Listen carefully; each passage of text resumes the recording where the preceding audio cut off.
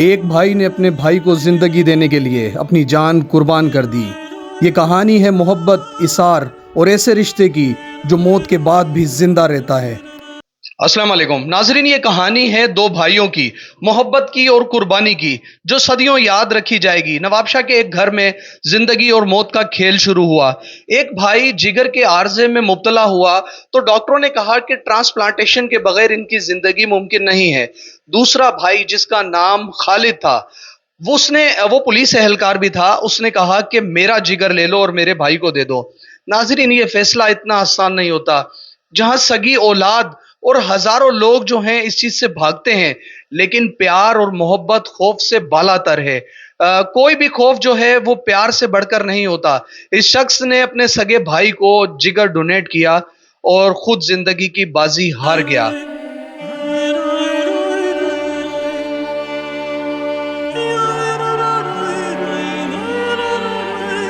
آج کے اس نفسا نفسی کے دور میں جہاں بھائی بھائی کا دشمن ہے، بھائی بہنوں کے دشمن ہیں، اولاد بچوں کی دشمن ہے اور بچے ماں باپ کے دشمن ہیں، اس نفسا نفسی کے دور میں خالد نے اپنے بھائی شاہد کو جگر ڈونیٹ کر کے ایک زندگی کو امر کر دیا، اپنی شہادت کے اس رتبے پر فائز ہو گیا کہ تا قیامت اللہ اس کو اس کا اجر دیتا رہے گا۔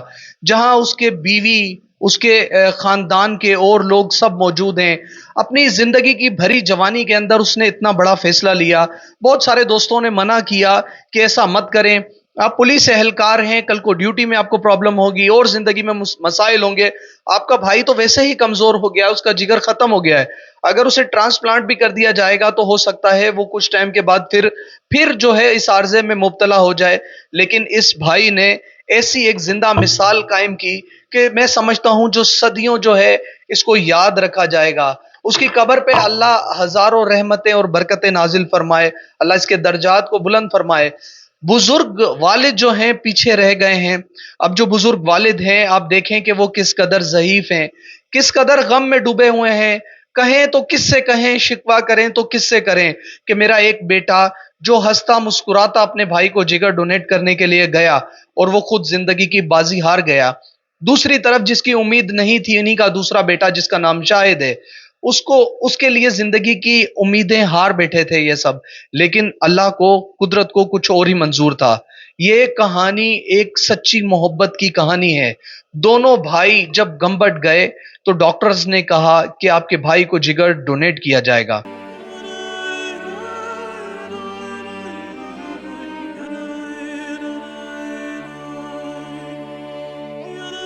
پولیس اہلکار جس کا نام خالد ہے، اس کو جیسے ہی پتا چلا کہ اس کا بھائی جگر کے عارضے میں مبتلا ہے، ناظرین یہ صرف دو ہی بھائی ہیں، صرف دو بھائی ہیں، ایک بہن تھی، کہا جاتا ہے کہ ان کا بھی انتقال ہو گیا ہے۔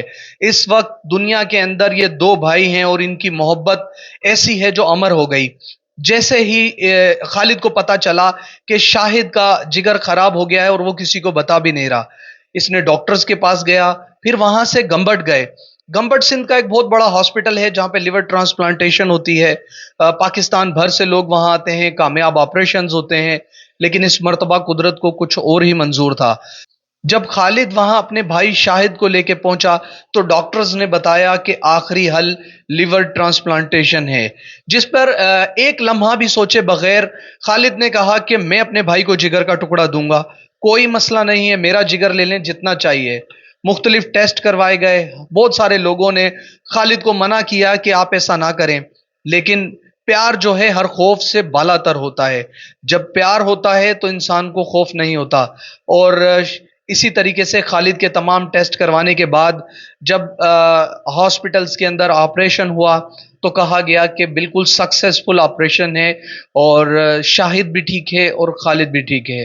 لیکن کچھ ایسا ہوا کہ تھوڑی ہی ٹائم کے بعد جب خالد کی جو پولیس اہلکار جس نے اپنے بھائی کو جگر ڈونیٹ کیا، اس کی کمپلیکیشنز بڑھتی گئیں اور ہاسپٹلز میں ہی تھا، وہ موجود تھا جب اس کی دوبارہ جو بتایا گیا ہے کہ اس کی سرجری کی گئی دوبارہ اور ٹیوبز وغیرہ کچھ چیزیں تھیں ان کو واش کیا گیا، لیکن جب قدرت نہ چاہے اور قدرت امتحان لے تو کوئی ڈاکٹرز، کوئی انجینئر، کوئی پروفیسر، دنیا کی کوئی طاقت کسی کو زندگی نہیں دے سکتی۔